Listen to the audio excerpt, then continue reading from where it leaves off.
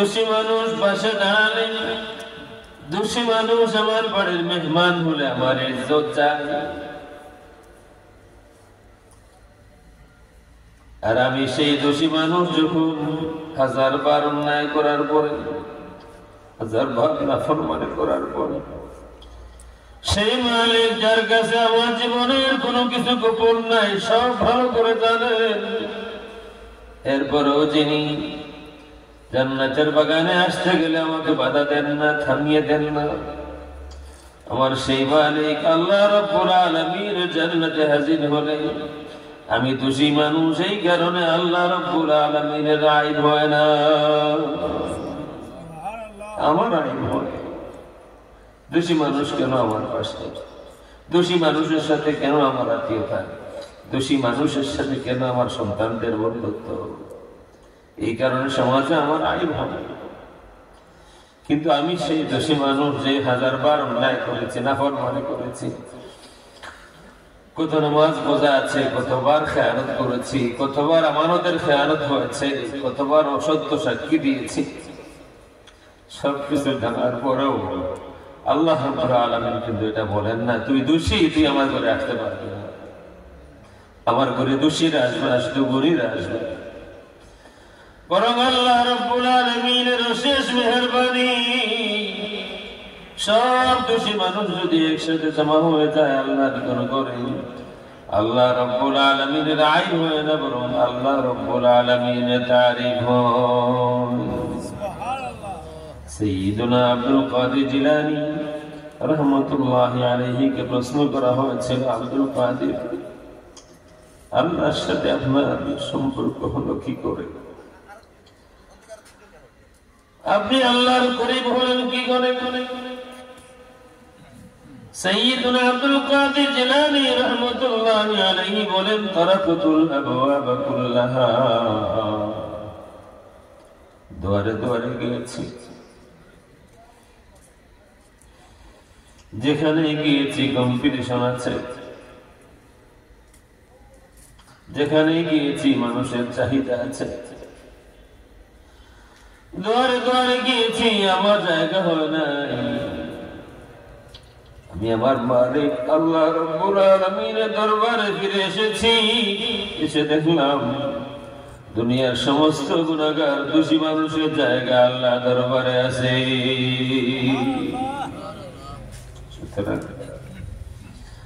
আপনি নিরাশ হবেন, ডেফিনেটলি এক সময় আপনি আপনার সন্তান থেকে নিরাশ হবেন, এক সময় আমি আমার সন্তান থেকে নিরাশ হব, এক সময় আপনি আপনার আপনজন থেকে, স্বামী স্ত্রী থেকে, স্ত্রী তার স্বামী থেকে, বাবা তার ছেলে থেকে, মা তার মেয়ে থেকে, বন্ধু তার বন্ধু থেকে নিরাশ আমাদেরকে হতেই হবে।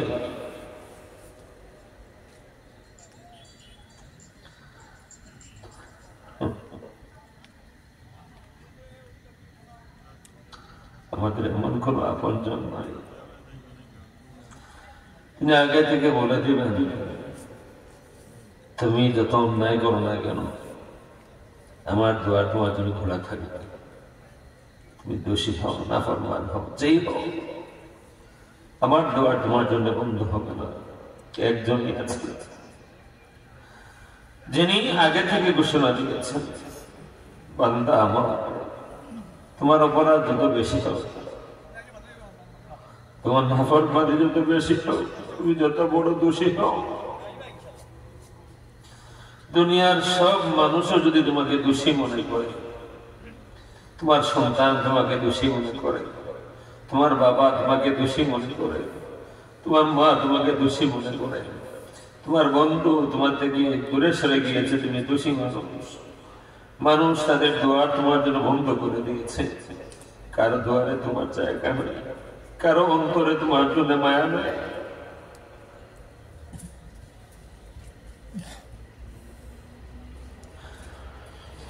বান্দা তুমি দুনিয়ার সব আপনজনের কাছে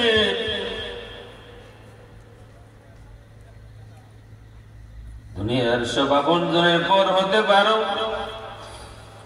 দুনিয়ার সব আপনজন তোমার জন্য তাদের দুয়ার বন্ধ করে দিতে পারে, সন্তান তোমাকে ঘর থেকে তাড়িয়ে দিতে পারে, জায়গা নাই, আপনজন দূরে চলে যেতে পারে, তোমাকে স্থান দেবে না।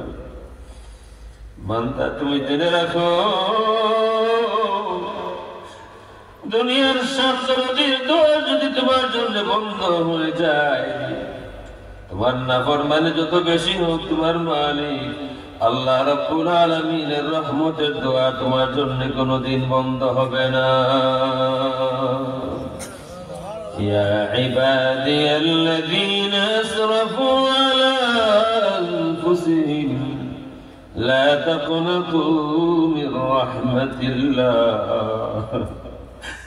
বান্দা তোমার নাফরমানি যত বেশি হোক, তোমার মালিক আল্লাহ রাব্বুল আলামিনের রহমত থেকে তুমি নিরাশ হয়ো না। সব থেকে বেশি যার নাফরমানি করি, যাকে সব থেকে বেশি ভুলে থাকি, তিনি হচ্ছেন আমার সেই মালিক, যিনি আগে থেকে জানিয়ে দিয়েছেন আমার দোয়া বন্ধ হবে না, আমি তোমাকে আমার ঘর থেকে তাড়িয়ে দেবো না। তুমি যদি আসতে চাও আমি তোমাকে তাড়িয়ে দেবো না, কারণ তুমি দোষী, এই বাহানায় তোমাকে তাড়িয়ে দেওয়া হবে না। এটা দুনিয়ার বিশ্বাস। দুনিয়াতে মানুষ তোমাকে তাড়িয়ে দিতে পারে, কিন্তু আমার ঘরে যদি আসতে চাও, আমার দরবারে যদি আসতে চাও, বান্দা আমি এটা দেখবো না তোমার গুনাহ কত বেশি, আমি এটা দেখবো না তোমার গুনাহ কত বেশি, আমি শুধু দেখবো তুমি আমাকে রব মানো কিনা, তুমি আমাকে মাবুদ মানো কিনা। তুমি যদি আমাকে মাবুদ মানো, রব স্বীকার করো, বান্দা আমার দরবারে আসতে তোমার কোনো বাধা থাকবে না। ইয়া আইয়ুহাল ইনসানু মা গাররাকা বিরাব্বিকাল কারীম। হে ইনসান, দুনিয়ার কোন মানুষ সামান্য দরদ দেখালে তুমি তার গোলাম হয়ে যাও, কিন্তু আল্লাহ রাব্বুল আলামিন জীবনের শুরু থেকে প্রতিদিন, প্রতি রাত, প্রতি সকাল, প্রতি সন্ধ্যা কত অসংখ্যবার তোমাকে রহমত দিয়েছেন, রহম করেছেন আল্লাহ রাব্বুল আলামিন। মরতে মরতে তুমি বারবার বেঁচে গিয়েছ, তোমার সেই মালিক, তোমার সেই দরদি মালিক আল্লাহ রাব্বুল আলামিনের সাথে মুখদুরি করো, প্রতারণা করো, ধোঁকাবাজি করো, তার কারণটা কি? আমরা সব থেকে বেশি মখলুক আল্লাহ দরবারে আল্লাহকে বলে দেখতে চাই, যেন মনে হয় আমাদের সব থেকে পর যিনি, তিনি হচ্ছেন আল্লাহ। সব আপনজন দুনিয়া, দুনিয়ার পিছনে সব সময় গেল, দুনিয়ার পিছনে আমাদের সব বুজুর্গি, দুনিয়ার পিছনে আমাদের জীবনের সব বালাই, সব বরবাদ।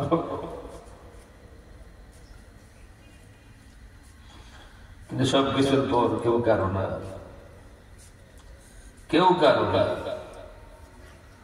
আপনি কারো জন্য জীবন দিবেন, এক মুহূর্তে দেখবেন সে আপনাকে ভুলে গেল, সে আপনার না, আপনি তার না। কেউ আপনার জন্য জীবন দিল, এক সময় সেও আপনার আপন থাকবে না, আপনিও তার আপন থাকবেন না। মহান মালিক আল্লাহ রাব্বুল আলামিনকে ছেড়ে যাওয়া যাবে না। আসুন আমরা ফিরে আসি আল্লাহর দরবারে।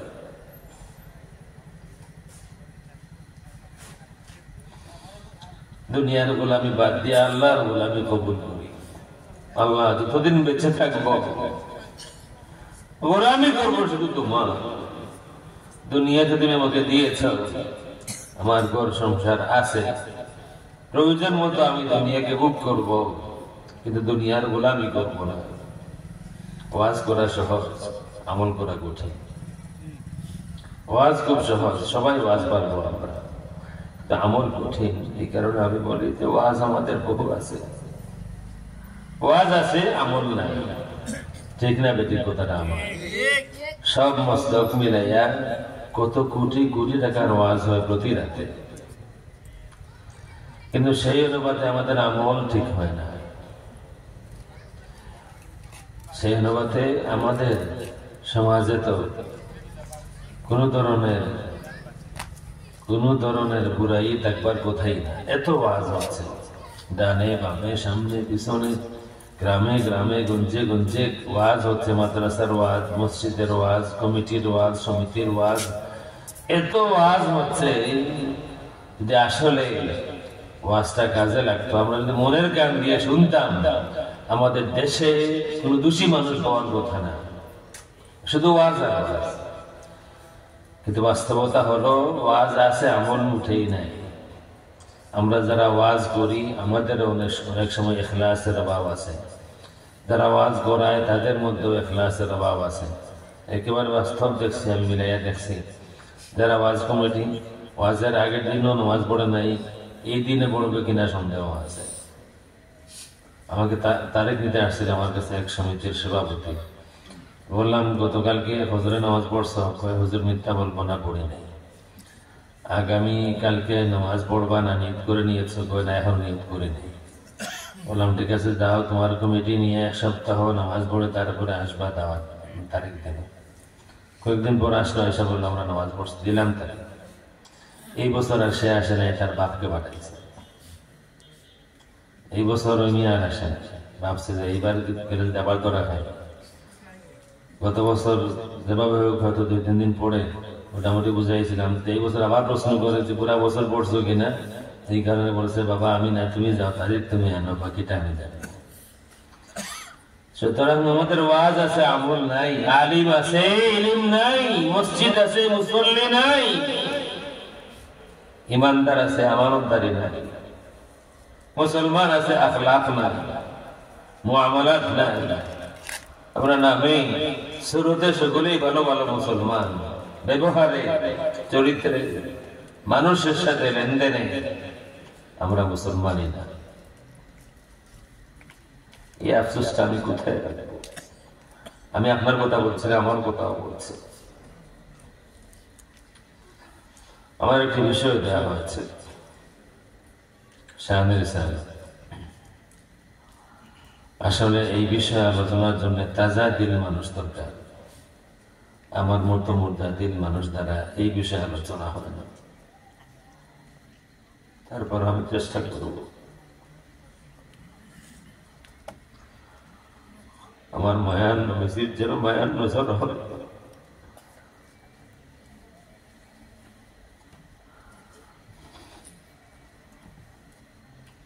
আল্লাহর হাবিবের নাম মুবারক মুহাম্মদ। দুটি মশহুর নাম মুহাম্মদ এবং আহমদ। দুই নামই কোরআন শরীফে আছে। বাইবেলে আল আহদুল জাদীদ, নিউ টেস্টামেন্ট, ঈসা আলাইহিস সালামের উপরে যে কিতাব নাযিল হয়েছিল, এই কিতাবেও আহমদ আছে। আবার তাওরাত মুসা আলাইহিস সালামের উপরে যে কিতাব নাযিল হয়েছিল সেটাতেও আহমদ শব্দটা আছে। এবং কি বর্তমানে যে বাইবেল আছে, বাংলা বলেন, ইংলিশ বলেন, আরবি বলেন, সেটাতেও আছে। কিছু অক্ষর বদলাইয়া তারা অন্য কিছু বোঝানোর চেষ্টা করছে। এবং আরবিতে যেখানে ছিল আহমদ, প্রথমে হামজা, তারপরে হা, তারপরে মিম, তারপরে দাল। এই হামজাটাকে আলিফ বানাইয়া দালের পরে নিয়ে গেছে। এটাকে পড়া হয় হিমাদা। আসল শব্দ ছিল আহমদ, এটাকে কখন পড়া হয় হিমাদা। ইংলিশ বাইবেলে যেখানে মুহাম্মদ আছে, নামটা অনুবাদ করা হয়েছে। নাম যদি অনুবাদ হয়ে যায় তাহলে আসল পরিচয় হারিয়ে যায়। যেমন প্রশংসিত জন, বাংলা বাইবেলও আছে প্রশংসিত জন। প্রপার নাউনের অনুবাদ হয় না। আপনার নাম আব্দুর রাজ্জাক, এটার অনুবাদ হবে না। আপনি সব ভাষাতেই আব্দুর রাজ্জাক, নামের অনুবাদ হয় না। কিন্তু তারা অনুবাদ করে যেই কারণে, যাতে করে মানুষ চিনতে না পারে। The praised one, the most praised one, সব থেকে বেশি প্রশংসিত। আপনি বুঝতে পারবেন না যে কার কথা এখানে। কিন্তু যদি বলা হয় মুহাম্মদ, তাইলে সকলেই বুঝতে পারবে মুসলমানদের নবী মুহাম্মদুর রাসূলুল্লাহ। এই কারণে তারা নামের অনুবাদ করেছে, সব বাইবেলে আছে। আহমদ আছে, মুহাম্মদ আছে। আর কোরআন শরীফে দুই নামই আছে, মুহাম্মদ এবং আহমদ। মুহাম্মদ শব্দের অর্থটা, আরেকটা কথা বলি, আমরা বাস্তবতা হলো আমরা শানে রিসালাতের আলোচনা শুনতে আমরা পছন্দ করি, ঠিক না বেটি? রসুলের তারিফ শুনতে আমাদের ভালো লাগে না খারাপ লাগে? রসুলের তারিফ শুনতে আমাদের ভালো লাগে। রসুলের আখলাক নিজের আখলাক বানায় নিতে ভালো লাগে। আপনি আপনাকে চেনেন, আমি আমাকে চিনি।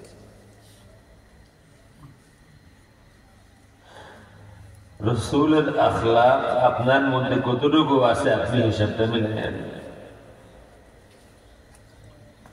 আপনার বিবির সাথে যখন কথাবার্তা বলেন, আপনার দৈনন্দিন জীবন বিবির সাথে রসুলের আখলাক কি আছে?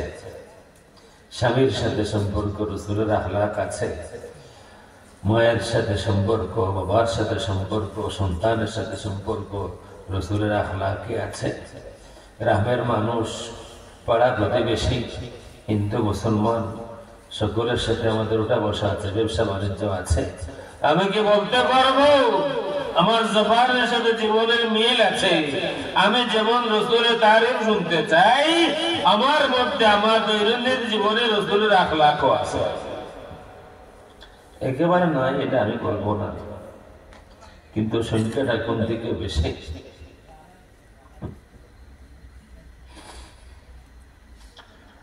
মুহাম্মদ শব্দের অর্থ হলো, আরবিতে বলা হয় আল্লাযী ইউহমাদু হামদান মাররাতান বা'দা মাররা। মুহাম্মদ তাকে বলা হয় যার প্রশংসা হবে বারবার, রিপিটেডলি যার প্রশংসা হবে, যার প্রশংসা কোনোদিন বন্ধ হবে না, তাকেই বলা হয় মুহাম্মদ। আব্দুল মুত্তালিব যে সময় আল্লাহ রাসূল সাল্লাল্লাহু আলাইহি ওয়াসাল্লামের নাম মুহাম্মদ রাখেন, আসল তো এই নাম নির্বাচিত, মুহাম্মদ এই নামটা নির্বাচিত আগে থেকে নির্ধারিত।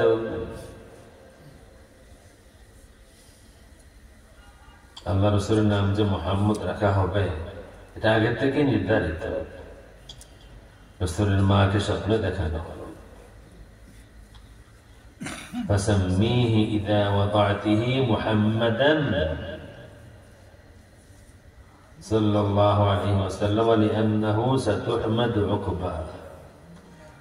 রাসূলের মা সাইয়্যিদা আমিনাকে স্বপ্ন দেখানো হলো, ফাসাম্মিহি মুহাম্মাদ, ফাসাম্মিহি ইযা ওয়াদা'তিহি, আমিনা তোমার সন্তানের জন্ম হলে নাম রাখবা মুহাম্মদ,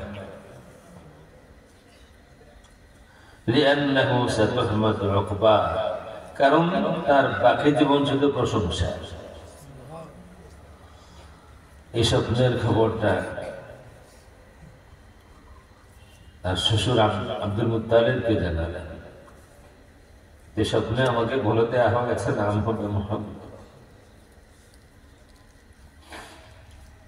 রাসূলের মায়ের বিদায়ের সময় মদিনা শরীফে গিয়েছিলেন ছেলেকে সাথে নিয়ে, একমাত্র ছেলের বাবা নাই, ইতিম ছেলেকে নিয়ে মদিনা শরীফে গিয়েছেন, সেই শহরে যেখানে এই ইতিম সন্তানের বাবার কবর আছে। শুধু মামার বাড়ি আছে তা না, মোটামুটি সবাই বলেন মামার বাড়ি দেখেছিলেন। মদিনা শরীফে রাসূলের মামার বাড়ি ছিল, কিন্তু মদিনা শরীফে রাসূলের বাবার কবরও ছিল।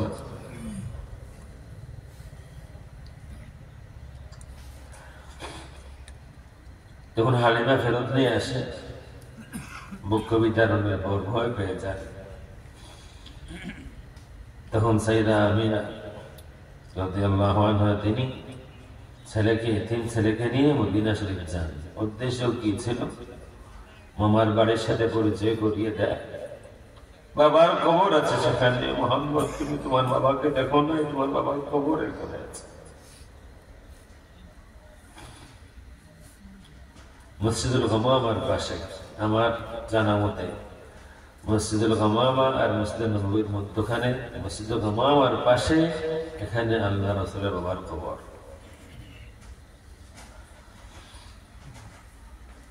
আল্লাহ রাসূল বাচ্চাদের সাথে, মদিনা শরীফের বাচ্চাদের সাথে, মামা বাড়ির বাচ্চাদের সাথে খেলাধুলা করতেছিলেন।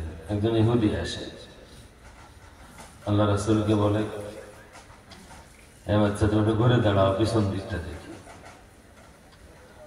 আল্লাহ রাসূল ঘুরে দাঁড়ালেন। ওই ইহুদি আল্লাহ রাসূলকে প্রশ্ন করতেছে, তোমার নাম কি বাবা? আল্লাহ রাসূল বলতেছেন, আমার নাম আহমদ। রাসূলের মশহুর নামটা মুহাম্মদ, কিন্তু ইহুদি যখন প্রশ্ন করলো নাম কি, রাসূল বললেন আহমদ। হয়তো এই কারণে এই নাম আল্লাহ রাব্বুল আলামিন তার জবানে জারি করে দিলেন, যেহেতু ইহুদিদের কিতাবে আহমদ নাম রয়েছে। বাংলাদেশে কত ওয়াজ আছে, আল্লাহ রাসূল নবী হলেন 40 বছর বয়সে, এই ওয়াজ আছে না নাই? আপনারা যারা বসা আছেন, আপনাদের হয়তো মনে মনে কারো কারো থাকতে পারে 40 বছর বয়সেই তো সবকিছু হলো, 40 বছর বয়সে ওহী নাযিল হলো। ওয়াজ আছে, নবী হওয়ার আগে নবীর কি কোনো দাম ছিল? কেউ ওয়াজ করতেছে, নবী হওয়ার আগে কি নবীর কোনো দাম ছিল? আমি বলি নবী হওয়ার আগে মানে, নবী হওয়ার আগে মানেটা কি? নবী হওয়ার আগে তো আর কিছু নাই। রাসূলের সৃষ্টি লগ্ন থেকেই তিনি নবী। আল্লাহ রাব্বুল আলামিন তাকে নবী হিসেবে সৃষ্টি করেছে। সুবহানাল্লাহ। দুনিয়াতে এসে নবী হননি, আকীদা শুদ্ধ করা দরকার। 40 বছর বয়সে নবী হননি, 40 বছর বয়সে নবুয়তের এলান হয়েছে, ঘোষণা হয়েছে, ওহী নাযিল হয়েছে। নতুবা রাসূলকে প্রশ্ন করা হয়েছে, মাতা কুনতা নবিয়ান, ইয়া রাসূলুল্লাহ আপনি কখন থেকে নবী? আল্লাহর হাবিব বলেন, কুনতু নবিয়ান ওয়া আদম বাইনার রূহি ওয়াল জাসাদ, আমি তখন নবী যখন আদমের দেহ আর রূহ এক হয় নাই, তখন থেকেই আমি নবী। এছাড়া 40 বছর নিয়ে খুব ব্যস্ত। 40 বছর এটা প্রমাণ করতে হবে, 40 বছর আগে নবীর দাম ছিল। মুসলিম শরীফে একটি হাদিস আছে, আল্লাহ হাবিব সাল্লাল্লাহু আলাইহি ওয়া আলিহি ওয়াসাল্লাম বলেন, মক্কা শরীফের একটি গলিতে এমন একটি পাথর আছে আমি এখনো চিনি, ওয়া ইন্নী লা আরিফুল আন, আমি এখনো সেই পাথরটাকে চিনি, যে পাথরটা আমার উপরে ওহী নাযিল হওয়ার আগেও সালাম দিত। আমি মুহাম্মদুর রাসূলুল্লাহ সাল্লাল্লাহু আলাইহি ওয়া আলিহি ওয়াসাল্লাম সেই পাথরটাকে ভুলি নাই। তাইলে সেই পাথরেরও জানা ছিল এনাকে সালাম দিতে হয়। পাথরটা 40 বছর আগেই জানতো যে ইনি আর সব সমান না, অন্তত এটা তো জানতো, যে কারণে রাসূলকে সালাম দিত। আর মুসলিম শরীফের হাদিস বললাম, মুসলিম শরীফের হাদিস বললাম, এটা রাসূল বলতেছেন একটি পাথর আছে মক্কা শরীফের একটি গলিতে, যে পাথরটাকে আমি এখনো চিনি, যে পাথরটা আমাকে যুহুরে নবুয়তের আগে 40 বছর বয়সে ওহী নাযিল হওয়ার আগেও সালাম দিত। সুবহানাল্লাহ। ইহুদি বলতেছেন, বাচ্চা ঘুরে দাঁড়াও। আল্লাহ রাসূল সাল্লাল্লাহু আলাইহি ওয়া আলিহি ওয়াসাল্লাম ঘুরে দাঁড়ালেন। এরপরে বলতেছে, তোমার নাম কি? আল্লাহ রাসূল সাল্লাল্লাহু আলাইহি ওয়া আলিহি ওয়াসাল্লাম বলেন, আমার নাম আহমদ। বাকি সবাইকে বলে, বাচ্চার মামা বাড়ি কোনটা দেখে দেওয়া হলো। ইহুদি রাসূলের মামার বাড়িতে যায়, বিনয় করে বলে, তোমরা এই বাচ্চাটাকে মদিনা শরীফে ইসরিবে আর রাখবা না, কারণ আমি আজকে যা দেখছি অন্য কোন ইহুদি যদি দেখে তার জীবনে নিরাপত্তা নাই। আমার বিনীত অনুরোধ, তাড়াতাড়ি এই বাচ্চাকে নিয়ে ইসরিব ছেড়ে চলে যাও, এখানে আসবা না। রাসূলের মা সাইয়্যিদা আমিনা রাদিয়াল্লাহু তাআলা আনহার মনে ভয় হয়, রওনা হয়ে যান। রাস্তায় যখন জ্বর আসে, বুঝতে পারেন সময় বাকি নাই। আল্লাহ রাসূল সাল্লাল্লাহু আলাইহি ওয়া আলিহি ওয়াসাল্লামকে তলব করেন, বাবা আসো, পাশে দাঁড়াও। আল্লাহ রাসূল সাল্লাল্লাহু আলাইহি ওয়া আলিহি ওয়াসাল্লাম মায়ের পাশে দাঁড়িয়ে আছেন। সাইয়্যিদা আমিনা রাদিয়াল্লাহু তাআলা আনহা আল্লাহ রাসূল সাল্লাল্লাহু আলাইহি ওয়া আলিহি ওয়াসাল্লাম মায়াবী নুরানি চেহারা মুবারকের দিকে তাকিয়ে আছেন আর বলতেছেন, বাবা মুহাম্মদ, যেসব স্বপ্ন আমার দেখা হয়েছে, ইনসাহা মা আবসারতু বিল মানাম, যেসব স্বপ্ন আমি দেখেছি, তোমার মায়ের স্বপ্ন যদি সত্য হয়, আমি সাক্ষী দিয়ে গেলাম, ফাআনতা মাবউসুন ইলাল আনামি, আল্লাহ রাব্বুল আলামিন সমস্ত সৃষ্টির জন্য তোমাকে নবী বানিয়ে পাঠিয়েছেন। স্বপ্নের কথা বলছিলাম, স্বপ্ন দেখে দেয়া হলো, ফাসাম্মিহি ইযা ওয়াদাতিহি মুহাম্মাদান সাল্লাল্লাহু আলাইহি ওয়া আলিহি ওয়া সাল্লাম লিআন্নাহু সাতুহমাদু উকবা। সাইয়্যিদা আমিনা হাজা আব্দুল মুত্তালিবকে বলেন, বাচ্চার নাম নির্ধারিত আছে, আপনার নাতির নাম মুহাম্মদ হবে। আব্দুল মুত্তালিব ঘোষণা দিলেন, আমার নাতির নামটা হবে মুহাম্মদ। মক্কার কাফেররা জমা হলো, আব্দুল মুত্তালিব, আপনি কি দেব দেবী আমাদের যেসব খোদা আছে খোদার করে, কাবা করে যেসব এত খোদা আছে, এদের থেকে কি মুখ ফিরে আনলেন? আব্দুল মুত্তালিব বললেন, আমার সন্তানের নাম, আমার নাতির নাম মুহাম্মদ এই কারণে রাখছি, ইয়াহমাদুহু আহলুস সামাই ওয়াল আরদ। আমার নাতির নাম মুহাম্মদ, কোন কারণে আপ জানতে চাও?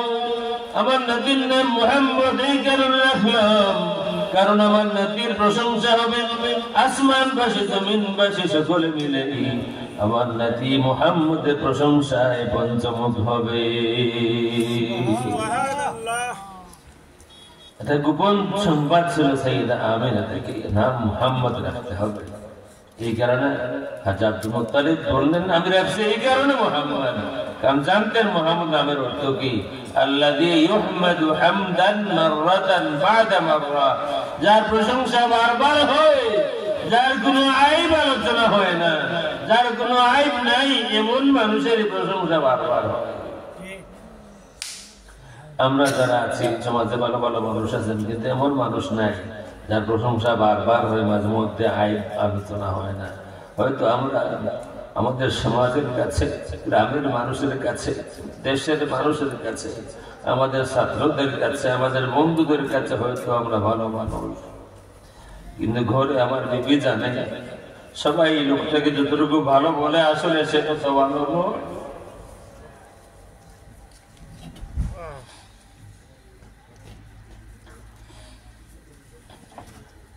মুহাম্মদ নামটাই হলো যার প্রশংসা বারবার হবে,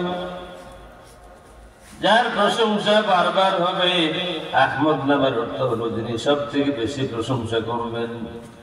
আল্লাহ রাব্বুল আলামিন তার হাবিবের নাম মুহাম্মদ রাখলেন এই কারণে, হাবিব আমার সৃষ্টির মধ্যে যত মানুষের প্রশংসা হবে, আপনার মতো এত প্রশংসা আর কারো হবে না। এই কারণে আমার পক্ষ থেকে আপনার নাম রাখা হলো মুহাম্মদ। সুবহানাল্লাহ। দুনিয়ার সব মানুষের আলোচনা একদিন বন্ধ হয়ে যাবে, কারো নাম থাকবে না, কারো সন্তান তার বাবার নাম নেবে না, কোন বাবা তার সন্তানের নাম নেবে না। এমন কোন বাবা আছেন, প্রথম যেদিন আমাদের ছেলে হয়েছিল, মেয়ে হয়েছিল, সব বাবা খুশি হয়েছেন, সব মা খুশি হয়েছেন। আজকে জীবনের সন্ধ্যাবেলায় সন্তান বড় হয়ে গিয়েছে, যদি মাকে প্রশ্ন করা হয়, মা তোমার সন্তানের জন্ম যেদিন হয়েছিল, বাবা তোমার সন্তানের জন্ম যেদিন হয়েছিল যতটুকু খুশি হয়েছিলেন, আজকে তোমার জীবন সন্ধ্যায় তুমি কি তোমার সন্তানের উপরে ঠিক ততটুকু রাজি আছো? আমার মনে হয় কোনো বাবা মুখ খুলবেন না, কোনো মা মুখ খুলবেন না। লাস্ট জামানা আখেরি। সবথেকে বেশি প্রশংসা যার হবে তিনি মুহাম্মদ। দুনিয়ার কোন মানুষের প্রশংসা বারবার হবে না, হয়তো হবে কিন্তু আবার আয় হয়ে যাবে। দুনিয়ার সব মানুষের আলোচনা একদিন বন্ধ হয়ে যাবে, কেউ নাম নেওয়া থাকবে না, না তার সন্তান নাম নেবে, না তার আপনজন নাম নেবে। বরং এমন অবস্থা তো হতে পারে সংসারে সব আছে, ছেলে আছে, মেয়ে আছে, স্ত্রী আছে, স্বামী আছে, কিন্তু কেউ ভালো পায় না। আছে না নাই? আছে, এমন আছে। আখলাকের কারণে, বদআমলের কারণে, খারাপ ব্যবহারের কারণে সবার আলোচনা বন্ধ হবে একদিন, হয়তো মৌতের মাধ্যমে বন্ধ হবে। কেউ তখন থাকবে না, তখন তো বন্ধ হবে। এক সময় এমন আসবে যখন আল্লাহ নাম নেওয়ার কেউ থাকবে না, কোন সৃষ্টি নাই, খালিক আল্লাহ ছাড়া আর কেউ নাই। যেদিন কোন সৃষ্টি থাকবে না খালিক আল্লাহ রাব্বুল আলামিন ছাড়া, সেদিনও আল্লাহর এই রাজত্বে, আল্লাহর এই সালতানাতের মধ্যে আল্লাহর হাবিব সাল্লাল্লাহু আলাইহি ওয়া আলিহি ওয়াসাল্লামের আলোচনা বন্ধ হবে না। কারণ আল্লাহ রাব্বুল আলামিন তার হাবিবের আলোচনা করেন, আল্লাহ রাব্বুল আলামিন তার হাবিবের উপরে দরুদ পড়েন। তার মানে হলো আল্লাহ রাব্বুল আলামিন তার হাবিবের প্রশংসা করেন। যেহেতু আল্লাহ রাব্বুল আলামিন ছিলেন, আছেন, থাকবেন, সুতরাং আল্লাহর হাবিবের জিকির বন্ধ হবে এমন সময় আল্লাহর সৃষ্টির মধ্যে কোন সময় আসবে না। আল্লাহর জবানে তার নবীর জিকির বাকি থাকবে। সুতরাং নাম পারফেক্ট মুহাম্মদ আর আহমদ। এই কারণে আল্লাহর যতটুকু তারিফ করেছেন আল্লাহ রাসূল সাল্লাল্লাহু আলাইহি ওয়া আলিহি ওয়াসাল্লাম, আল্লাহর সৃষ্টিতে আল্লাহ তারিফ করনেওয়ালা, আল্লাহর প্রশংসাকারী দ্বিতীয় জন রাসূলের মতো নাই। এই কারণে রাসূলের নাম আহমদ। সবথেকে আল্লাহর বেশি প্রশংসা যে করেন তিনি আহমদ, আর সবথেকে বেশি প্রশংসা যার হয় আল্লাহর সৃষ্টিতে তিনি মুহাম্মদ। আলোচনা করে শেষ করার মতো না, এমনিতে আমরা নালায়েক মানুষ, মুরতাদির মানুষ, আলোচনা করে শেষ করার মতো না, আর আমাদের পক্ষে সম্ভব না। কিন্তু রাসূলের শান কত!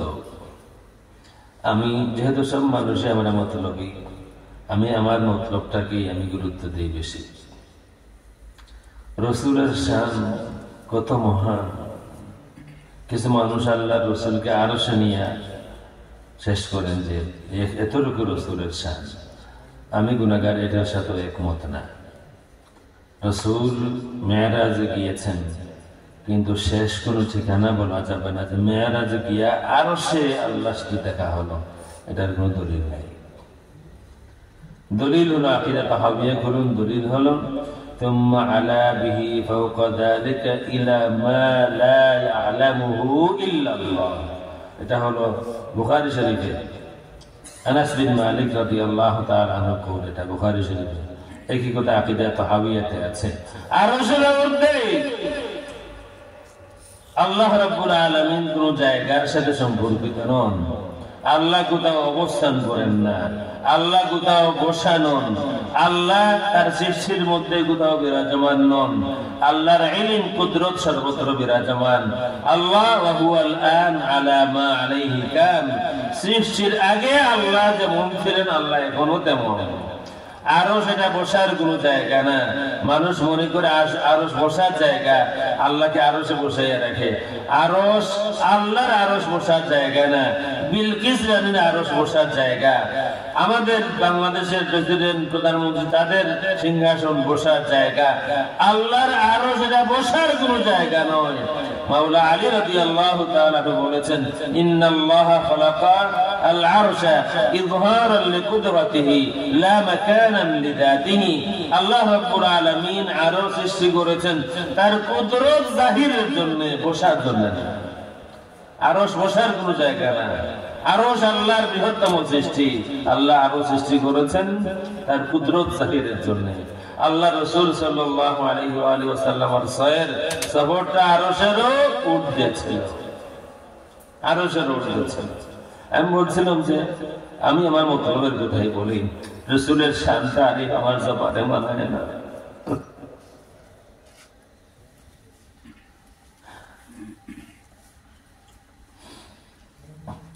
আর আমার পক্ষে সম্ভব না। রাসূলের শান কত উন্নত, কত মহান, আলোচনা করতে শেষ করার মতো তো না, আমার পক্ষে সম্ভব না। কারণ আমি জানি না রাসূলের শেষ পয়েন্ট কোথায় ছিল। রাসূল আল্লাহ রাব্বুল আলামিনকে দেখেছেন, এই বিষয়ে হাদিস আছে যে এই বিষয়ে কোনো ইখতিলাফ নেই, সেটা হলো দেখা হয়েছে। কিন্তু ইখতিলাফ হলো চর্মচক্ষে বা দিলের চোখে কোন কিভাবে দেখা হয়েছে। সাহাবায়ে কেরামের মধ্যেই ইখতিলাফ হয়েছে, তবে জমহুরের মত হলো আল্লাহর হাবিব সাল্লাল্লাহু আলাইহি ওয়াসাল্লাম আল্লাহ রাব্বুল আলামিনকে দেখেছেন বিআইনাই রাসিহি, রাসূলের চর্মচক্ষু, যেটা একেবারে মানে চেহারার মধ্যে তাই চোখ, বিআইনাই রাসিহি, এই চোখ দিয়া আল্লাহ রাব্বুল আলামিনকে দেখেছেন। কেমনে? আল্লাহু আলাম। এই কথা ইমাম নববী রাহমাতুল্লাহি আলাইহি মুসলিম শরীফের ব্যাখ্যাতে লিখেছেন বিআইনাই রাসিহি, আমার কিতাবে বলে আছে। কিন্তু যদি বলেন কোথায়, আর কেউ যদি বলেন আরশে, তাহলে কথাটা মিলে না। কারণ রাসূল আরশে যান, কোনো সমস্যা না। আল্লাহ রাব্বুল আলামিন তো আরশে অবস্থান করেন না, আল্লাহ তার সৃষ্টির ভিতরে নন। আল্লাহু বাইনুন আন খালকিহি, আল্লাহ রাব্বুল আলামিন তার সৃষ্টির ঊর্ধ্বে। হাদিস আছে কান আল্লাহ ওয়া লাম ইয়াকুন শাই, বুখারীর হাদিস, আল্লাহ রাসূল বলেছেন কান আল্লাহ ওয়া লাম ইয়াকুন শাই, আল্লাহ রাব্বুল আলামিন ছিলেন আর কিছুই ছিল না, আরশও ছিল না, কিছুই ছিল না। সুতরাং যা সৃষ্টি করলেন আল্লাহ রাব্বুল আলামিন, আল্লাহ তার মধ্যে সীমাবদ্ধ নন। যারা বলে আল্লাহ আরশে আসেন, আরশে সমাসীন, আরশে বিরাজমান, তারা আল্লাহ রাব্বুল আলামিনকে সীমাবদ্ধ করে, লিমিটেড করে। আমি চেয়ারে বসা, তার মানে আমি লিমিটেড, আমি সীমাবদ্ধ, এই চেয়ারের ভিতরে আমি আছি। যাই হোক, আমি কতটা ইশারাতান বললাম এই কারণে, রাসূলের শান আলোচনা আরশে গিয়েও শেষ হয় না, আরো উঠতে আরো উঠতে আরো উঠতে। যার শান বুলন্দ করেছেন আল্লাহ রাব্বুল আলামিন, যার শান বুলন্দ করেছেন আল্লাহ রাব্বুল আলামিন, তার শান কত, শেষ ঠিকানা, শেষ পয়েন্ট বলার মতো শক্তি, কুদরত, ইলম আল্লাহর কোনো বান্দার নাই। আল্লাহ বলেছেন ওয়া রাফা'না লাকা যিকরাক, হাবিব আপনার জিকির আমি আল্লাহ বুলন্দ করেছি। দুনিয়ার মানুষ না, দুনিয়ার মানুষ না। দুনিয়ার মানুষের আজকে যার পক্ষে, কালকে তার বিপক্ষে। আজকে স্লোগান দিব অমুকের চরিত্র ফুলের মতো পবিত্র, যদি টনিক না মিলে পরের দিন মিছিল দিবে তুকু আগেরটা ঠিক না, এখন অন্যজনের কথা বলবে। ইলেকশনের আগের রাত কত কিছু বদলায়, সারা মাস যার পক্ষে মিছিল দেয়, ইলেকশনের আগের রাত মিছিল বদলে, ঠিক না বেঠিক? সুতরাং দুনিয়ার মানুষ কাকে বুলন্দ করলো আর কাকে নামালো সেটা বিষয় না। হাবিব আমার, দুনিয়ার কেউ আপনার জিকির বুলন্দ করেনি, খোদ আমি আল্লাহ রাব্বুল আলামিন আপনার জিকির বুলন্দ করেছি। যেহেতু আল্লাহ রাব্বুল আলামিন বুলন্দ করেছেন, কতটুকু উঠতে নিয়েছেন আমি জানি না, জানার কোনো প্রশ্নই আসে না। যেহেতু বুলন্দ করনেওয়ালা আল্লাহ রাব্বুল আলামিন। যেমন মনে করুন, আমি আমার একটা এক্সাম্পল বলতেছি, জাস্ট সামান্য ইশারা দেওয়ার জন্য। আল্লাহ রাব্বুল আলামিনের কাজের সাথে কোনো তামসিল না, শুধু বুঝার জন্য। যেমন মনে করুন, আমার উচ্চতা 5 ফিট, আপনার উচ্চতা 6 ফিট। আপনি যদি কোনো জিনিস বুলন্দ করেন, তাইলে ম্যাক্সিমাম আপনি 6 ফিট, আরো হাত যতটুকু যায়, মনে করুন আরো 3 ফিট, 9 ফিট। আপনি 9 ফিটের উপরে বা 10 ফিট মনে করেন, 6 ফিটের মানুষ আরো 4 ফিট হাত লম্বা করে হয়ে গেল।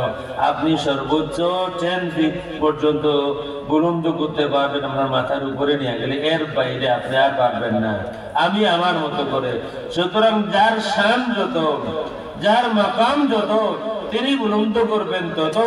আল্লাহ রাব্বুল আলামিন শানওয়ালা, আল্লাহ রাব্বুল আলামিন যত উন্নত, তার হাবিবের শানও তত উন্নত।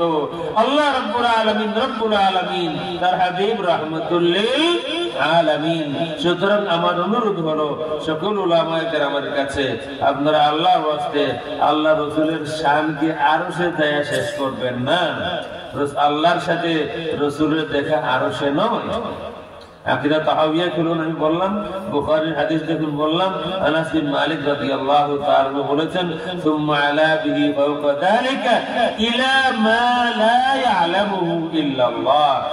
আর আকীদা তাহাওয়িয়াতেও আছে ইলা হাইতু শা আল্লাহু মিনাল উলা, এটা হলো আকীদা তাহাওয়িয়াতে ইলা হাইতু শা আল্লাহু মিনাল উলা, যত উঠবে নিতে আল্লাহর মর্জি হলো, আল্লাহ রাব্বুল আলামিন তার হাবিবকে তত উঠবে নিলেন।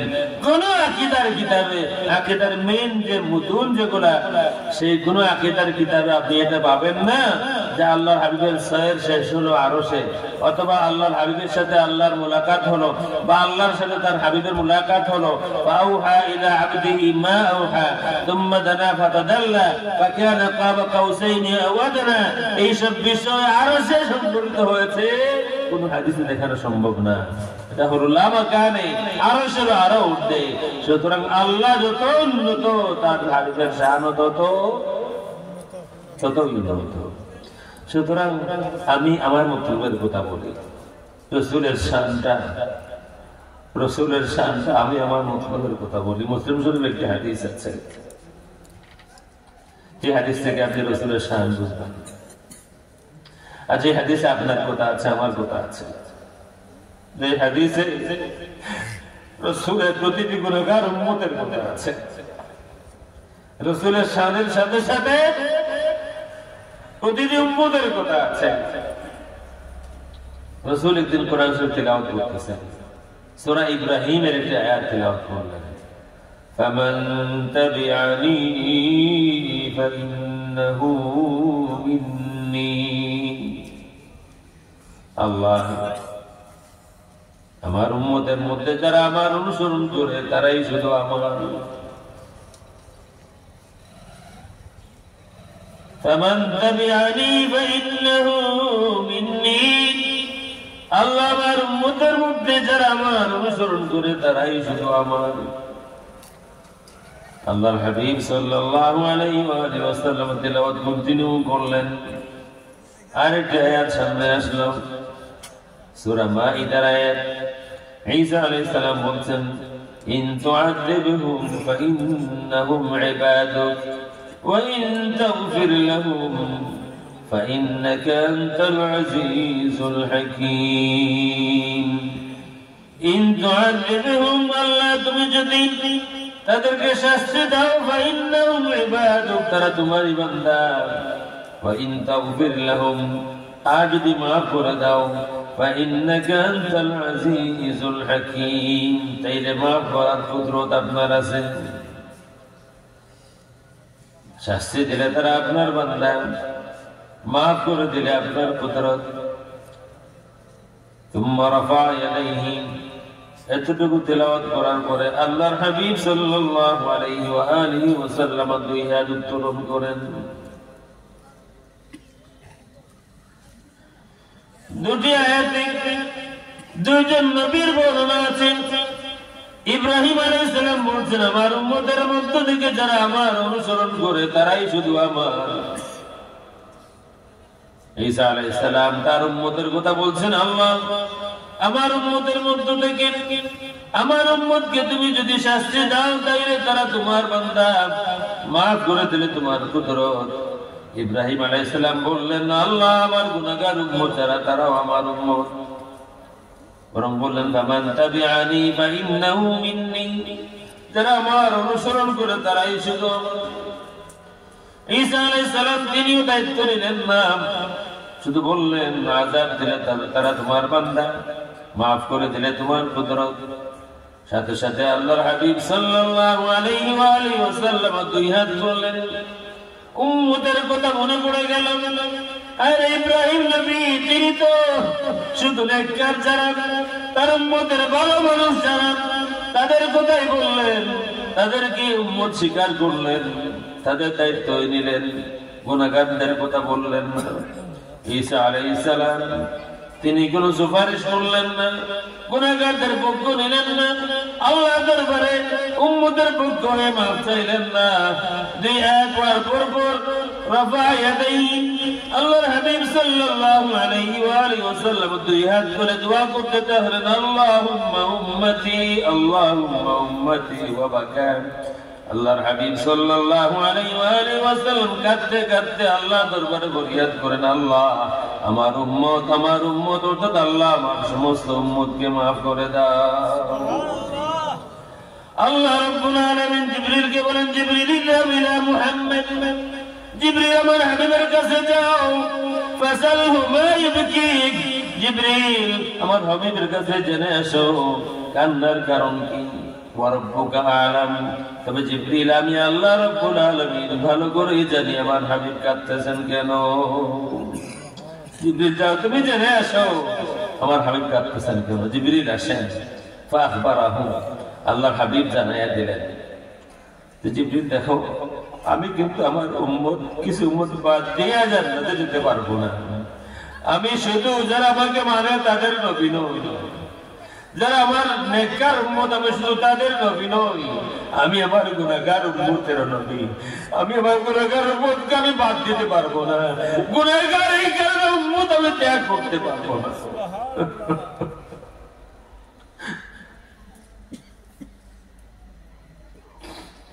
গুনাহগার এই কারণে আমার উম্মত আমি বাদ দিতে পারবো না।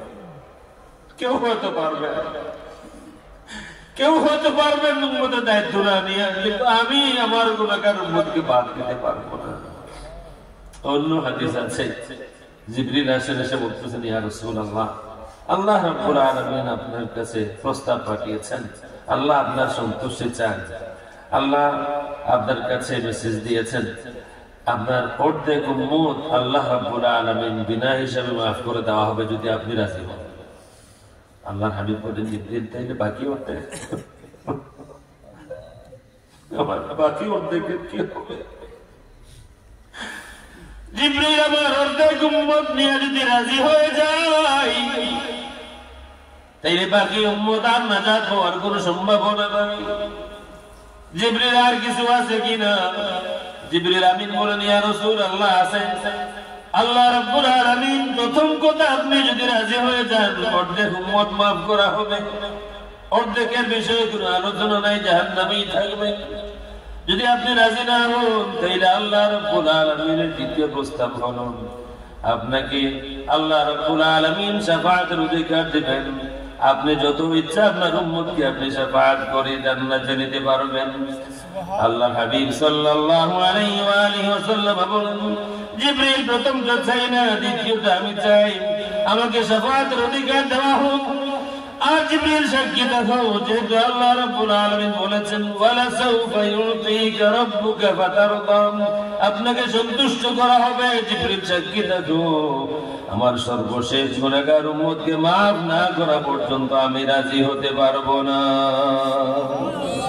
তাহলে রাসূলের শান, যেখানে আমিও আছি আপনিও আছেন, উম্মতের জন্য এটা দ্বিতীয় কোনো নবী নাই।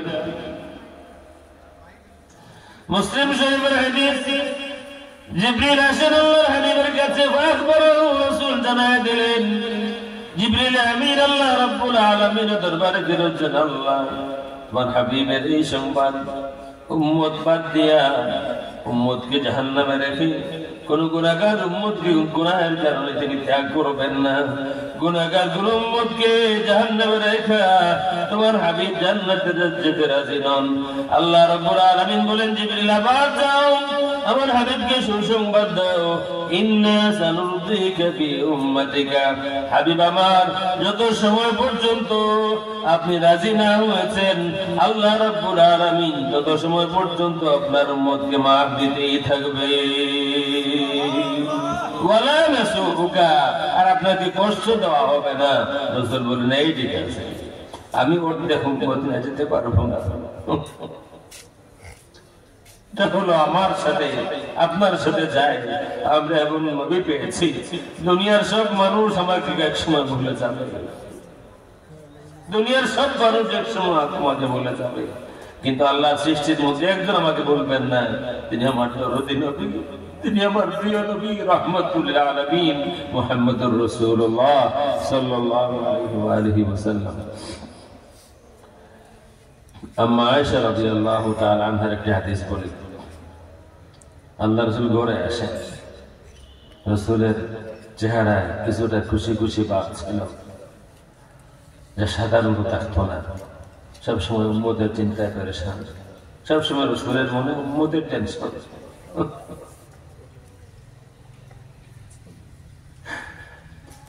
সারাদিন গনিমত তকসিম করা হলো, মদিনা শরীফের অলিতে গলিতে বাড়িতে বাড়িতে গনিমত পৌঁছে দেওয়া হলো। মদিনা শরীফের প্রতিটা ঘরে খাবার পৌঁছে গেল। আল্লাহ রাসূল সাল্লাল্লাহু আলাইহি ওয়াসাল্লাম ঘরে ফিরে আসেন, আয়েশা খাবার কিছু আছে কিনা? আম্মা আয়েশা রাদিয়াল্লাহু তাআলা আনহা বলেন, ইয়া রাসূলুল্লাহ, একটি খেজুর আর পানি ছাড়া আমাদের ঘরে খাবার আর কোনো কিছু নাই। তাকে বলে রাহমাতুল্লাহ, এটাকে বলে তারা উম্মতের জন্য। সবসময় রাসূলের মনে একটা পেরেশানি, কি করে আমার উম্মতের ভালো হবে, কি করে আমার উম্মতের ভালো হবে। কুরআন শরীফের আয়াত দেখুন, লাকাদ জাআকুম রাসূলুম মিন আনফুসিকুম আজিজুন আলাইহি মা আনিতুম হারিসুন আলাইকুম বিল মুমিনিনা রাউফুর রহিম। সব সময় রাসূলের মনে একই কথা, কি করে আমার উম্মতের ভালো হবে, কি করে আমার উম্মতের নাজাত হবে, কি করে আমার উম্মত সুখী হবে, কি করে আমার উম্মতের ইজ্জত হবে।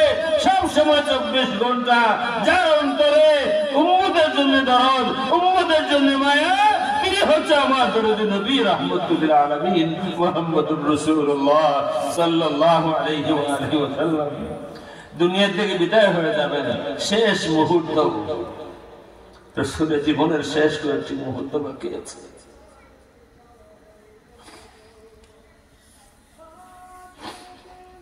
রাসূল শেষবারের মতো চোখ খুলে যারা হুজরায় ছিলেন সবাইকে দেখলেন, দেখে বলতেছেন যে আমার সব সাহাবীকে আমি দেখতেছি না।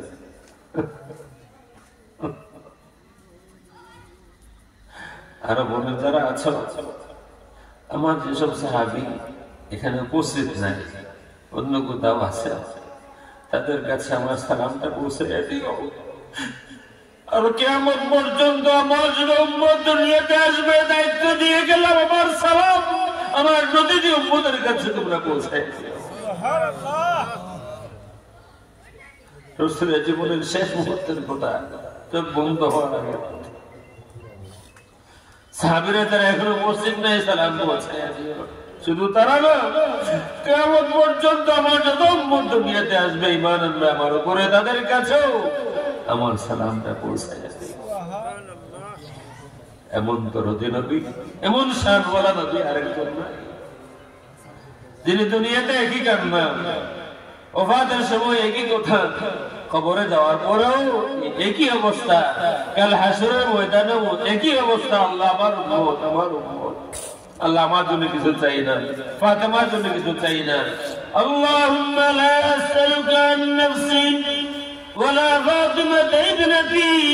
আল্লাহ তোমার কাছে আমার জন্য আমি কিছু চাই না, আমার ফাতেমার জন্য তোমার কাছে কিছু চাই না। আল্লাহুম্মা উম্মতি উম্মতি। আল্লাহ আমার একটাই চাওয়ার আছে তোমার দরবারে, দয়া করে আমার গুনাহগার উম্মতদেরকে তুমি মাফ করে দাও। বুখারী মুসলিমে হাদিস আছে, আল্লাহর হাবিব সাল্লাল্লাহু আলাইহি ওয়াসাল্লাম বলেন, প্রত্যেক নবীকে, প্রত্যেক রাসূলকে আল্লাহ রাব্বুল আলামিন একটি দোয়ার অনুমতি দিয়েছিলেন। নবী আমার, রাসূল আমার যা চাইবে, যেই দোয়া করবে, আমি আল্লাহ তাই দিয়ে দেব। আল্লাহর হাবিব সাল্লাল্লাহু আলাইহি ওয়াসাল্লাম বলেন, সব নবী তাড়াহুড়া করলেন, সকলে দুনিয়াতে দোয়া করে দিলেন, কিন্তু আমি আমার দোয়া দুনিয়াতে করব না, আমার দোয়াটা আমি গোপন রাখলাম। কাল হাসরের ময়দানে যখন আমার উম্মত মুসিবতে, ওই সময় আমি আমার দোয়া করব, আল্লাহ তুমি না ওয়াদা করেছিলে আমার যেই দোয়া আমি করবো কবুল করে নেবে। আল্লাহ দুনিয়াতে এই দোয়া আমি করি নাই, এই আজকের দিনের জন্য দোয়াটা বাকি রেখেছিলাম। আল্লাহ দয়া করে আমার সমস্ত গুনাহগার উম্মতকে তুমি মাফ করে দাও। একই চিন্তা দুনিয়াতে, একই পরেশানি কবরে যাওয়ার সময়, একই অবস্থা কবরেও কাল হাসরের ময়দানে। রাসূল এসেছেন ঘরে, একটু খুশি খুশি পাও। আম্মা আয়েশা রাদিয়াল্লাহু তাআলা আনহা মনে মনে আসে, আল্লাহ রাসূল তো সকলের জন্য দোয়া করেন, সকলের মঙ্গল চান, আমি রাসূলের কাছে আবদার করবো, ইয়া রাসূলুল্লাহ আমার জন্য দোয়া করে দেন। কাছে যাইয়া বলে, ইয়া রাসূলুল্লাহ আমার আপনার কাছে কিছু চাইবার আছে। আয়েশা তুমি কি চাও? ইয়া রাসূলুল্লাহ একটু দোয়া চাই। আয়েশা তুমি কি চাও? ইয়া রাসূলুল্লাহ তুমি আর কিছু চাই না, শোনা কো না এগুলো, আমি একটি দোয়া চাই আপনার পাক জবানে, আমি আয়েশার জন্য একটি দোয়া করে দেব। আল্লাহ রাসূল দোয়া করেন, আল্লাহুম্মা গফির লিআয়েশা মা কদ্দামাত ওয়া মা আখরাত ওয়া মা আ'লানাত ওয়া মা আসরাত। আল্লাহ আমার আয়েশাকে মাফ করে দাও, তার পিছনে যা হয়েছে, তার সামনে যা হতে পারে, এবং যা প্রকাশ্য হয়েছে, যা গোপন আছে, সব মাফ করে দাও। দোয়াটা করে দিলেন। আম্মা আয়েশা খুব খুশি, হাসতেছেন, মাথা নত হয়ে এসেছে। আল্লাহ রাসূল জানতে চান, বুঝতে চান আয়েশা খুশি হয়েছেন কিনা।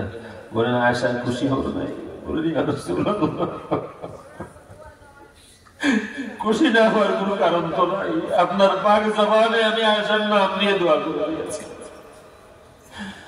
আল্লাহ রাসূল সাল্লাল্লাহু আলাইহি ওয়া আলিহি ওয়াসাল্লাম ঠিক ওই সময় কসম করে বলেন, ওয়াল্লাহি ইয়া আয়েশা, হে আয়েশা আল্লাহর জাতের কসম, জীবনে একবার তোমার জন্য দোয়া করে দিয়েছি, খুশি হয়ে গিয়েছো।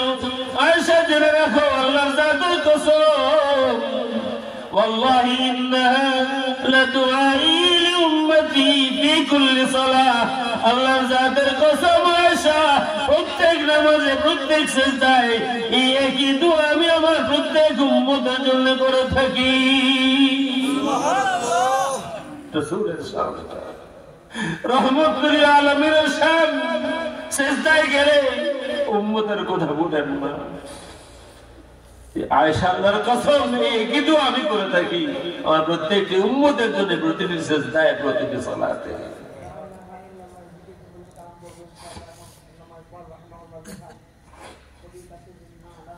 সাল্লাল্লাহু আলা সাইয়্যিদিনা মাওলানা মুহাম্মদ ওয়া আলা আলিহি ওয়া আসহাবিহি ওয়া সাল্লাম। সাল্লাল্লাহু আলা সাইয়্যিদিনা মাওলানা মুহাম্মদ ওয়া আলা আলিহি ওয়া আসহাবিহি ওয়া সাল্লাম। বুখারীর একটা হাদিস বলবো, তারপর শেষ করব ইনশাআল্লাহ। আমি আয়াত পড়েছি, আসা আন ইয়াবআসাকা রাব্বুকা মাকামান মাহমুদা। মাকাম মাহমুদ,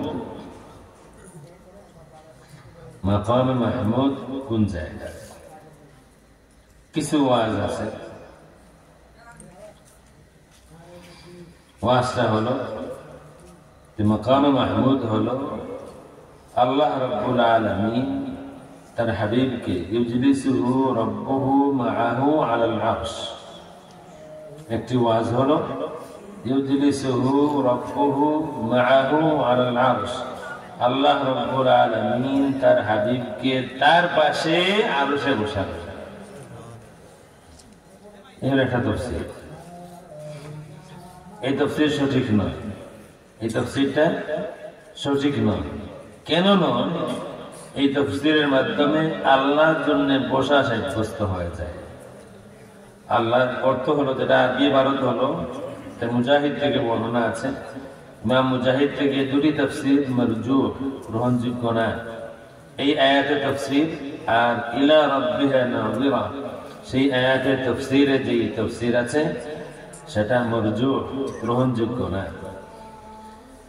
তো এই আয়াতের তাফসীরে ইমাম মুজাহিদ থেকে এই কথাটা বর্ণিত আছে, কেউ ইবনে আব্বাস রাদিয়াল্লাহু আনহুমা থেকেও বর্ণিত আছে বলে থাকেন, প্রমাণিত না।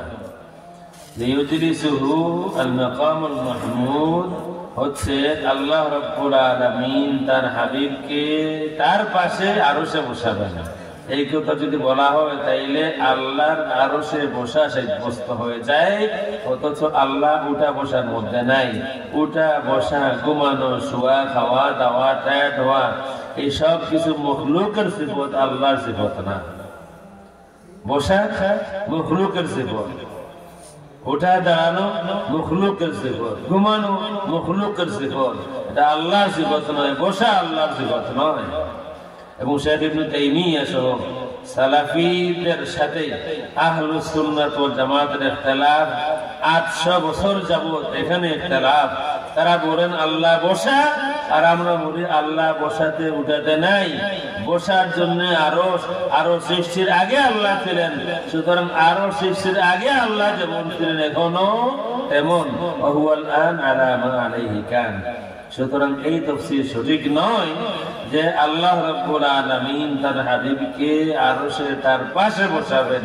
কেন সঠিক নয়? কারণ আল্লাহর জন্য বসা সাব্যস্ত হয়।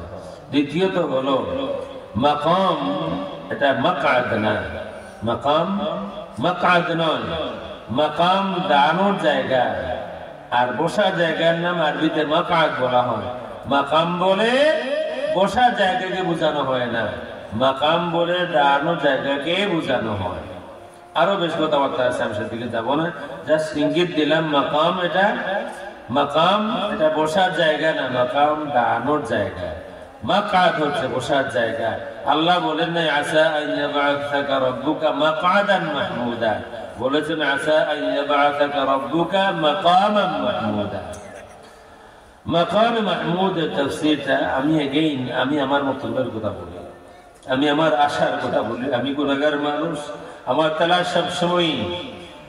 তালাশ মোটামুটি সব সময় যে যেখানে গেলে যেই কথা শুনলে মনে আশা সৃষ্টি হয় আল্লাহ আমাকে মাফ করে দিবেন, যে কথা শুনলে আশা সৃষ্টি হয় নবী আমাকে ভুলে যাবেন না।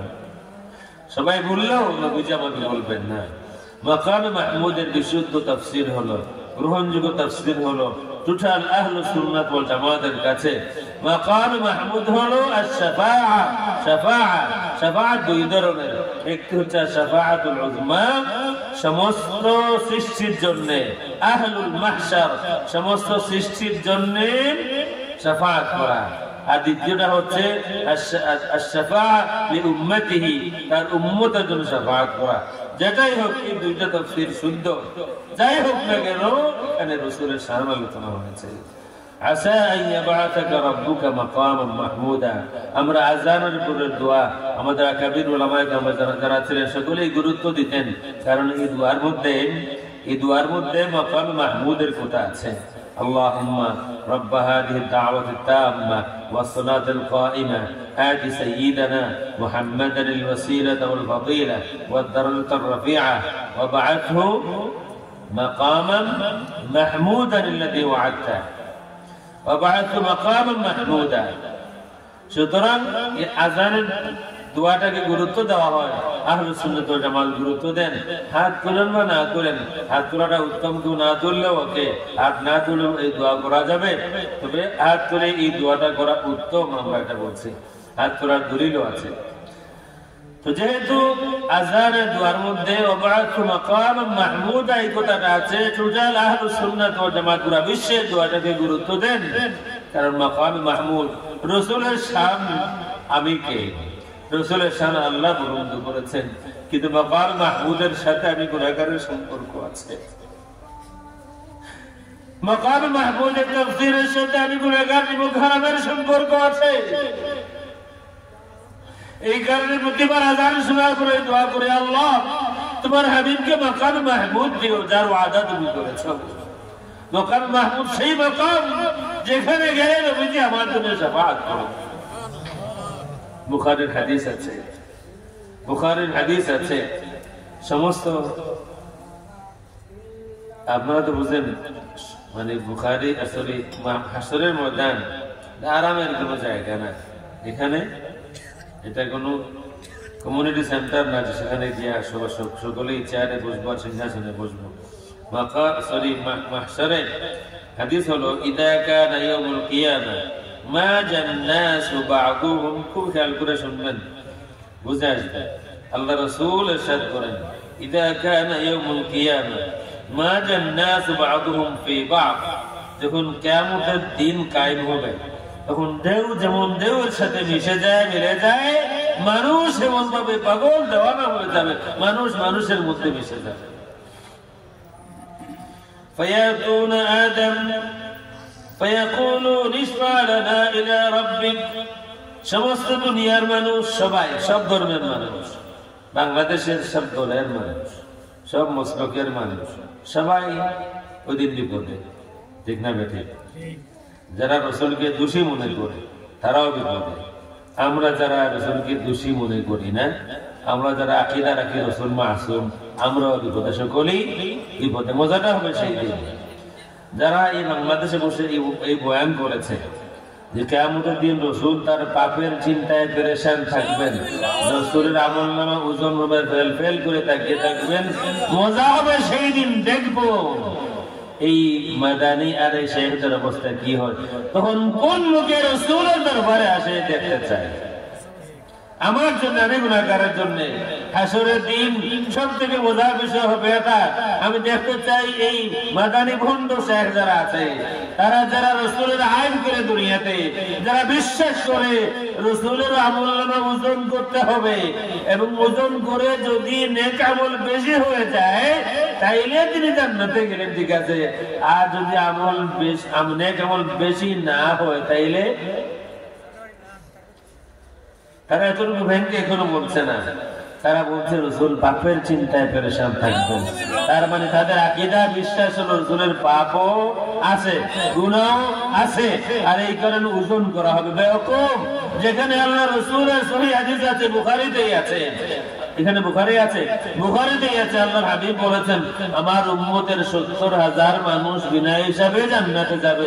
রাসূলের উম্মতের ৭০,০০০ মানুষ বিনা হিসাবে জান্নাতে যাবে। আর উম্মত দাবিদার মধ্যে যে রাসূলের হিসাব করে দেখতে হবে গুনাহ বেশি হয় না নাকি। এই কারণে তারা রাসূলের শাফাআত মানে না। শাফাআত তিনি করবেন, কি করে মানবো? আসলে তারই তো খবর নাই, আছে না ওয়াজ করে রাসূল নিজেই জানেন না তার সাথে কোন ব্যবহার করা হবে।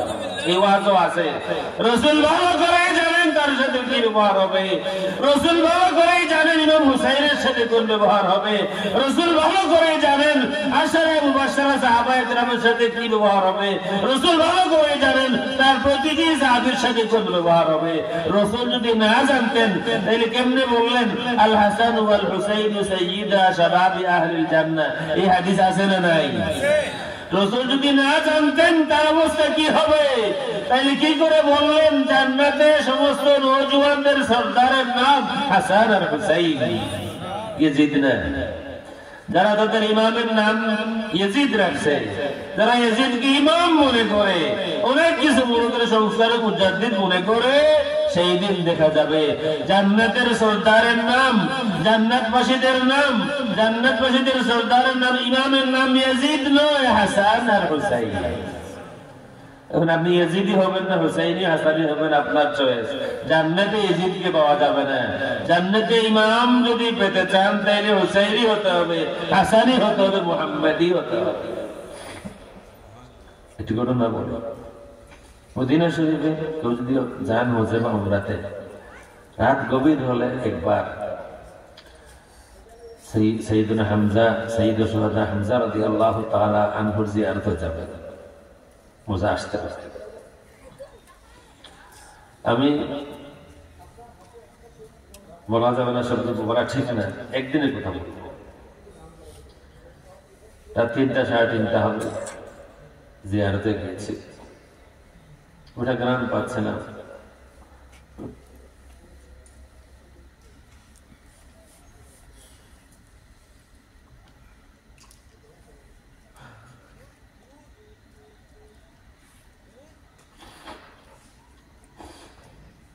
আমি যখন জিয়ারত করি, আমার সাথে আর একজন সাইয়্যিদ ছিলেন, এই মাঠে আর কেউ ছিল আমি দেখিনি। জিয়ারত শেষ করে যখন আসলাম, গাড়িতে উঠবো, হঠাৎ একজন মানুষ আমার সামনে আসলেন। অন্য সাইদ পরিচয় করে দিলেন, নামটা মনে রইল না, আমার আর মনে নাই। কিছু আচর দিলেন আমাকে, এরপর আমাকে একটু নসিহত করলেন। আমার বিভিন্ন কিতাবের ভূমিকায় কথাটা লেখা আছে, কুন মুহাম্মাদিয়ান আলামিয়ান মুবাশশিরা ওয়ালা তাকুন তাইফিয়ান মুতাআসসিবান মুনাফিরা। কুন মুহাম্মাদিয়ান, তুমি মুহাম্মদি হও। কুন মুহাম্মাদিয়ান আলামিয়ান মুবাশশিরা, তুমি মুহাম্মদি হও, তুমি আলামী হও। আলামী মানে তুমি সকলের হও, তুমি শুধু তোমার হও, তুমি শুধু তোমার পরিবারের নাও, তুমি সকলের। রাসূল যেমন সকলের, উম্মত যেমন সকলের। আমাদের এই দিল, এখানে দরদ থাকবে সকলের জন্য, ইমানদারদের জন্য থাকবে, সকল ইমানদারের জন্য মহব্বত। সে আমার দোস্ত হোক, দুশ্মন হোক, আমার অন্তরে মহব্বত সকলের। ইমানদার যদি হয়, আমার দুশ্মন হোক, ইমানদার যদি হয়, নবী বান্দা যদি হয়, আমার দুশ্মন হোক, আমার অন্তরে তার জন্য শুধু মহব্বতই থাকবে, অন্য কিছু না। আর যদি অন্য কেউ হয়, ইমানদার না অন্য কেউ হয়, অন্য কোনো মখলুক হয়, যার সাথে আমার মহব্বতের সম্পর্ক হতে পারে না, তার জন্য আমার দিলে দরদ থাকবে। হাদিস আছে না, ইয়ারহামু মান ফিল আরদি ইয়ারহামকুম মান ফিস সামা। দুনিয়াতে যে যারা আছে, তাদের মধ্যে যাকে পারো দয়া করো, ঊর্ধ্ব জগতে যিনি, তিনি তোমাকে দয়া করবেন। ঊর্ধ্ব জগৎ বলতে সকলের ঊর্ধ্বেই কথা, আল্লাহ আসমানে বসবাস করেন। মান লা ইয়ারহাম লা ইউরহাম, যে দয়া করে না তাকে দয়া করা হয় না। আর রাহিমুনা ইয়ারহামুহুমুর রহমান, যে দয়া করে তাকে রহমান দয়া করে। ইগফিরু ইগফার লাকুম, মাফ করে দাও, তোমাকে মাফ করা হবে। সহজে যদি মাফি চান আল্লাহর দরবারে, আপনার কাউকে মাফ করে দিন। হয়তো আপনার নিজের উপর আপনি অসন্তুষ্ট আছেন, আপনার ভাইয়ের উপরে অসন্তুষ্ট আছেন, বদদুয়া না দিয়া, তার অমঙ্গল কামনা না করে উপরে মাফ করে দেন, আল্লাহ রাব্বুল আলামিন আপনাকে মাফ করে দেন। সাইয়্যিদ বলেছিলেন, কুন মুহাম্মাদিয়ান আলামিয়ান মুবাশশিরা, মুহাম্মাদি হও, তুমি অন্য কারো হও না। তুমি যদি কারো হতে চাও, তোমার জীবন যদি কাউকে দিতে চাও, তাইলে একমাত্র একজনই আছেন আল্লাহ সৃষ্টির মধ্যে। জীবন দিতে হলে, জীবন দিয়ে কাউকে ভালোবাসতে হলে একজনই আছেন, মুহাম্মাদুর রাসূলুল্লাহ। আলামিয়ান, সকলের হও, মুবাশশিরান, মানুষের মনে আশা সৃষ্টি করো, মানুষকে নিরাশ করো, মানুষকে দাঁড়াইয়া দিও না, মানুষের মনে নফরত সৃষ্টি করো না। আমরা কিন্তু মোটামুটি আমাদের ওয়াজ দেয়া, আমাদের স্লোগান দেয়া, আমরা মানুষের মনে নফরত সৃষ্টি করি। আমরা বুঝাইয়া দেই আমার অন্তরে শুধু ভালোবাসা আদরত আমার পার্টির মানুষের জন্য, যে আমার পার্টির না তার জন্য আমার অন্তরে কোনো দরদ মোহাম্মদ ভালোবাসা না। মুসলমান সে নয়। কুন মুহাম্মাদিয়ান আলামিয়ান মুবাশশিরা, মুহাম্মাদি হও, সকলের হও, মানুষের মনে আশা সৃষ্টিকারী হও। ওয়ালা তাকুন তাইফিয়ান মুতাআসসিবান মুনাফিরা, তুমি বিশেষ কোনো দলের হতে যাও না। মুতাআসসিবান, তুমি সাম্প্রদায়িক হও না। মুনাফিরান, মানুষের অন্তরে নফরত সৃষ্টিকারী হইও না। আল্লাহ রাসূল সাল্লাল্লাহু আলাইহি ওয়াসাল্লাম বললেন যে সব মানুষ পেরেশানির মধ্যে, ময়দানে মাহশরে সকলেই পেরেশান, কার কোন দশা হবে সকলে মিলে সিদ্ধান্ত নেবেন। সব ধর্মের মানুষ, সব বর্ণের মানুষ, সব দলের মানুষ, সব দলের মানুষ। আমরা সব ধর্ম বুঝি আর না বুঝি, বাংলাদেশে যত দল আছে আমরা তো বুঝি, বাংলাদেশে যত দল আছে আমাদের দোষ আছে। আমার কথা বলছি, আমার মধ্যে দোষ আছে, আমার আইব আছে।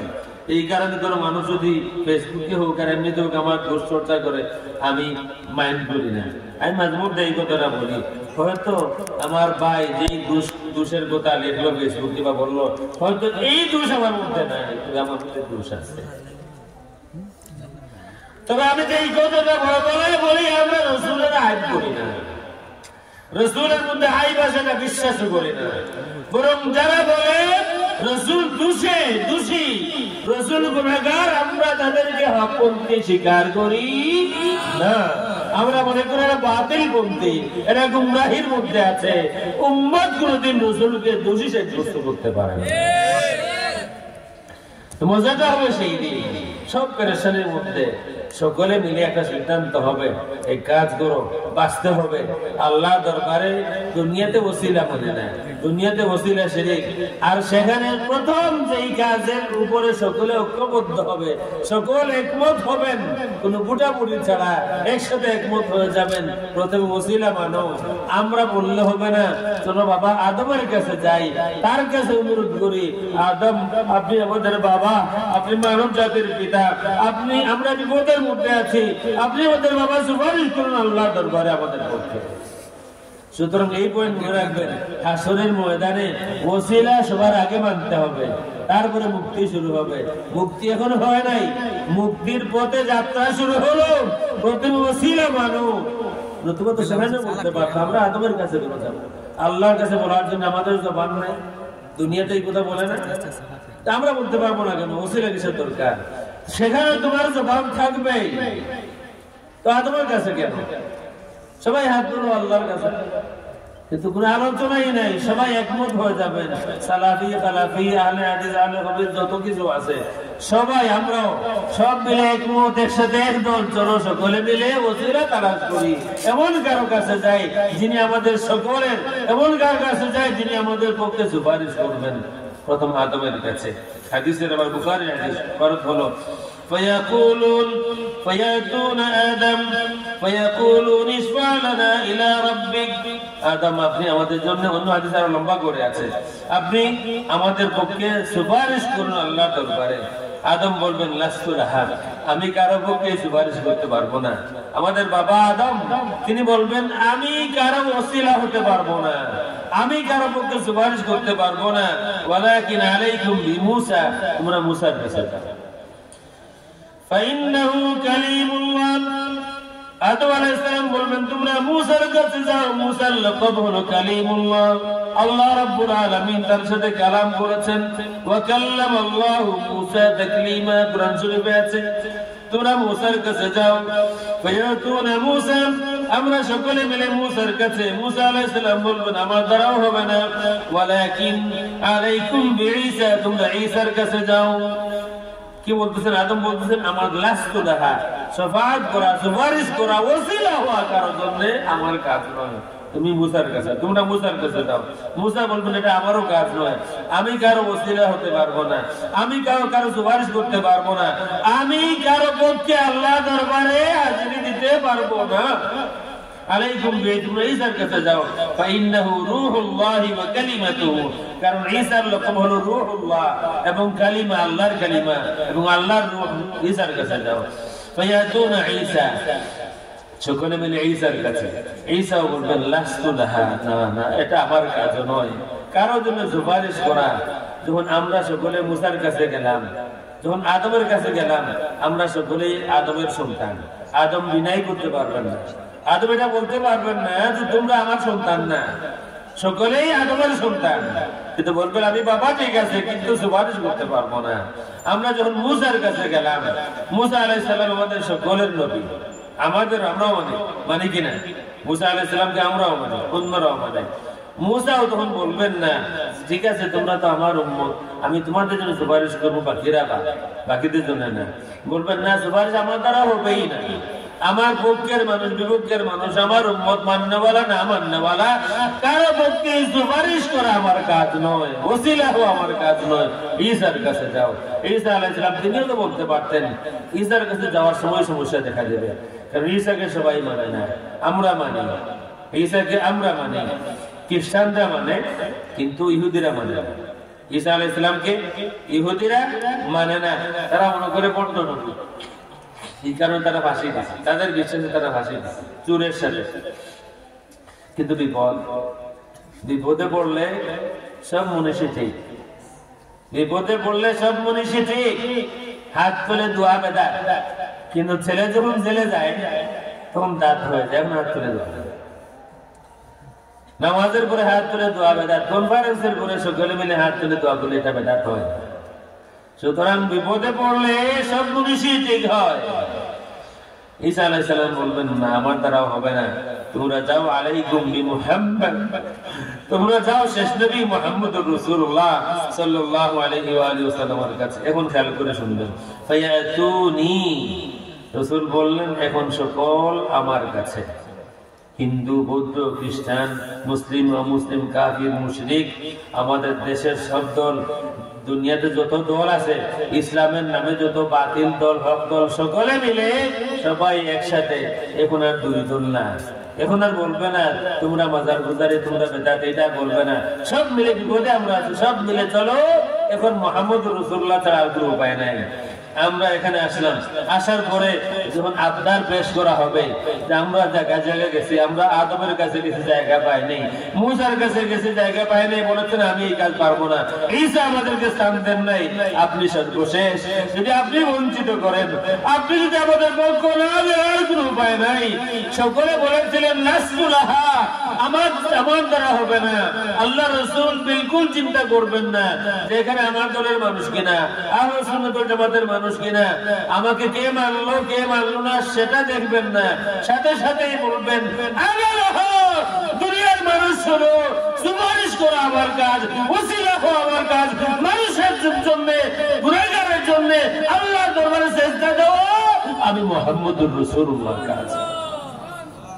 রাসূল সিজদা দিবেন কাছে, মানে ওই যে মাকাম মাহমুদ, সেখানে গেলেন, যে সিজদা দিবেন। আল্লাহ রাসূল বললেন ফায়ুদানু লি, আমাকে অনুমতি দেওয়া হবে, ওয়ায়ুলহিমুনি মাহাবিদা আহমাদুহু, আর আল্লাহ রাব্বুল আলামিন এই সময় আমাকে শিখিয়ে দিবেন কোন ভাষায় আমি আল্লাহ প্রশংসা করব। আমি প্রশংসা করলাম, সিজদায় পড়ে যাব, সিজদা দেওয়ার সাথে সাথে আল্লাহ রাব্বুল আলামিন বলবেন ইয়া মুহাম্মাদু ইরফা রাসাক, হে মুহাম্মদ মাথা তুলো। আজকে আপনার মাথা উন্নত হওয়ার দিন।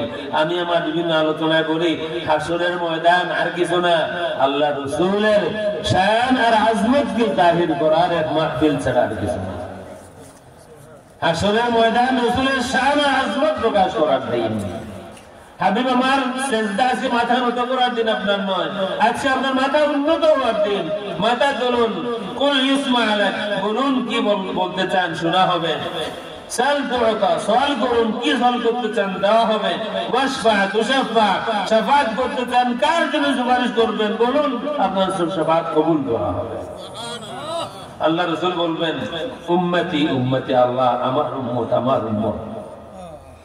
তখন আল্লাহ রাব্বুল আলামিন বলবেন হাবিব আপনি যান জাহান্নামের কিনারায় যান, ফাআখরিজ মান কানা ফি কলবিহি মিসকালু শাঈরাতিন মিন ঈমান। হাবিব আমার জাহান্নামে আপনার যেসব উম্মতের অন্তরে বুটের দানা পরিমাণ, শাঈরা বুটের দানা পরিমাণ ঈমান আছে, এতটুকু সাইজের, চানার সাইজের ঈমান যাদের অন্তরে আছে, তাদেরকে ডেকে ডেকে নাম ধরে ধরে ডেকে ডেকে আপনি বের করে নিয়ে আসুন, আপনি জান্নাতে নিয়ে আসুন। তাহলে রাসূলের ওই সময় জানা থাকবে আমার অন্তরে ঈমানের সাইজ কতটুকু। বুট পরিমাণ যদি হয় আমার অন্তরে, আমার নাম আসবে, হে মুখ আসো তোমার মুক্তির সময়। হাদিসের এবারও তো অন্যভাবে থাকতে পারতো। হাবিব আমার ঠিক আছে, এই কোয়ালিটি যাদের আছে, বুটের দানা পরিমাণ, এই সাইজের ঈমান যাদের অন্তরে আছে, তাদেরকে আমি বের করে দিচ্ছি, এটাও থাকতে পারতো। আল্লাহ বলেন হাবিব আমার আজকে আপনার ইজ্জত প্রকাশের দিন, আপনি যান, আপনি ডাক দিবেন, আপনি চুজ করবেন আপনার পছন্দ মতো, দেখে আপনার ইচ্ছা এই সাইজের ঈমান যার যার অন্তরে আছে, আপনার জবানে ডাক দিয়া, আপনার আওয়াজ দিয়ে আপনি তাকে বের করে নিয়ে আসুন, জান্নাতে নিয়ে যান, আমি আল্লাহ আপনাকে হুকুম দিলাম। দ্বিতীয় সিজদা,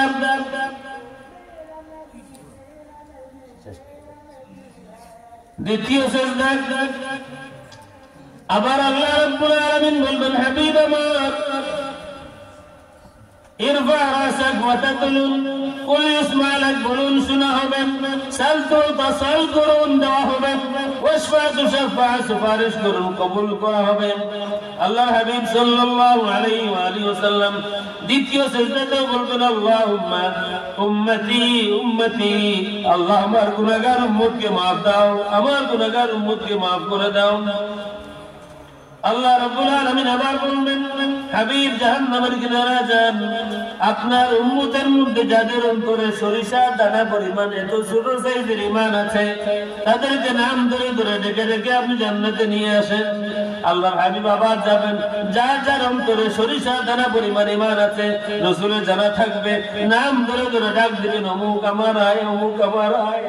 আল্লাহ রাসূল ডেকে ডেকে তার উম্মতকে সরিষা দানা পরিমাণ ঈমান আছে জান্নাতে নিয়ে আসবেন। আবার সিজদায়, দ্বিতীয় সিজদায় আবার কাঁদবেন, আবার আল্লাহ বলবেন, হাবিব বলুন শোনা হবে, সওয়াল করুন দেওয়া হবে, সুপারিশ করুন কবুল করা হবে। আবার বললেন, ওয়াব্বি উম্মতি উম্মতি, আল্লাহ আমার গুনাহগার উম্মত, আমার গুনাহগার উম্মত।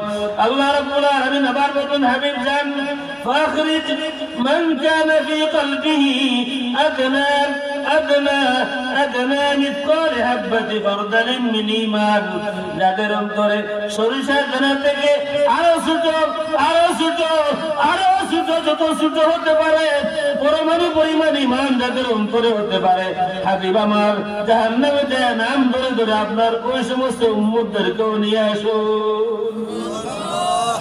চতুর্থ সিজদায় আবার ইয়া আল্লাহ, আবার সিজদা দিবেন, হাবিব মাথা তুলুন শোনা হবে, বলুন সওয়াল করুন দেওয়া হবে, সুপারিশ করুন কবুল করা হবে। আল্লাহ রাসূল বলবেন, আল্লাহ যারা একবার জীবনে বলেছে লা ইলাহা ইল্লাল্লাহ, আল্লাহ তাদের জন্য সুপারিশ করব, অনুমতি দিন আমাকে।